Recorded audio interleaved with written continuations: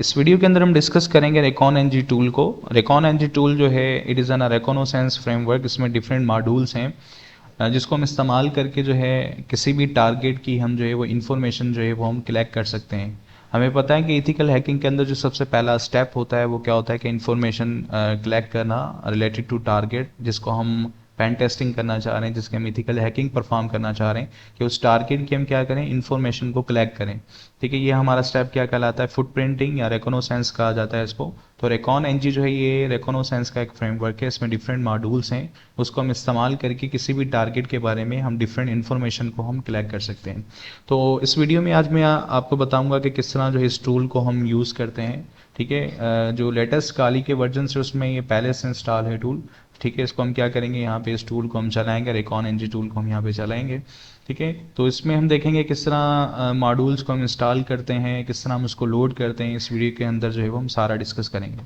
जैसे ही हम इस टूल को लोड करेंगे, इसको चलाएंगे, तो यहाँ पे देखें, यहाँ पे लिखा हुआ है डिफ़ॉल्ट। ये डिफ़ॉल्ट शो कर रहा है कि कौन सी वर्क स्पेस है। अगर आप जो है न्यू वर्क स्पेस क्रिएट करना चाह रहे हैं तो हम यहाँ पे लिखेंगे वर्क स्पेसिस क्रिएट।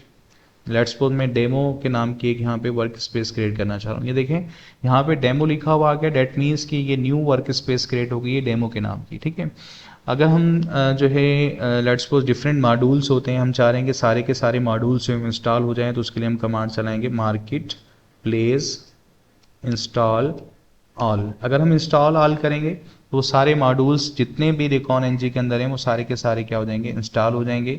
ये थोड़ा सा टाइम लेगा। ठीक है, टाइम लेने के बाद ये सारे मॉड्यूल्स में इंस्टॉल हो जाएंगे। मेरे पास पहले से इंस्टॉल हैं तो मैं इनको इंस्टॉल नहीं कर रहा हूँ। अगर आपके पास इंस्टॉल नहीं है तो आप उसको इंस्टॉल कर सकते हैं। ठीक है, यहाँ पे देखें डेमो वर्क स्पेस में हूँ मैं। ठीक है, लेट्स सपोज अगर आप किसी भी मॉड्यूल को आप सर्च करना चाह रहे हैं तो आप क्या करेंगे, मार्केट प्लेस सर्च।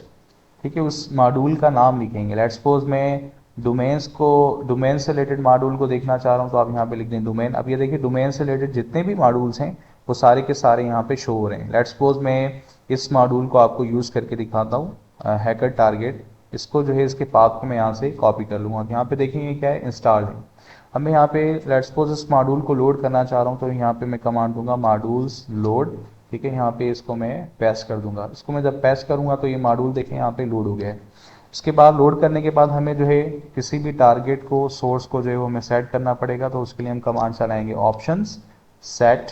ठीक है, ऑप्शन सेट ऑप्शन, उसके बाद जो है वो हम लिखेंगे सेट। ठीक है, सोर्स। ठीक है, यहाँ पे हम कोई भी जो है जिस वेबसाइट की हम टेस्टिंग करना चाह रहे हैं उसकी इन्फॉर्मेशन को गैदर करना चाह रहे हैं वो हम देंगे। ठीक है, जस्ट फॉर लर्निंग पर्पस मैं जो है यहाँ पे लिख रहा हूँ सर्टिफाइड hacker.com। ठीक है, ये जस्ट मैं आपको इस वीडियो में जस्ट फॉर लर्निंग पर्पस के लिए मैं आपको बता रहा हूँ। आपने इसको रेकॉन एनजी को अनइथिकल पर्पस के लिए आपने इस्तेमाल नहीं करना है। ठीक है, यहाँ पे मैंने सोर्स को सेट कर दिया है। अब मैं इसको क्या करूँगा, रन करूँगा तो ये मुझे इस टारगेट के बारे में, इस डोमेन के बारे में, जो भी डोमेन से रिलेटेड इन्फॉर्मेशन होगी certifyhacker.com की, वो सारी की सारी मुझे इन्फॉर्मेशन जो है वो शो हो जाएगी। ठीक है, तो इस तरह हम किसी भी मॉड्यूल को लोड करके उसको हम किसी भी डोमेन पे अगर हम उसकी इन्फॉर्मेशन को गैदर करना चाह रहे हैं वो हम रेकॉन एनजी टूल को इस्तेमाल करके हम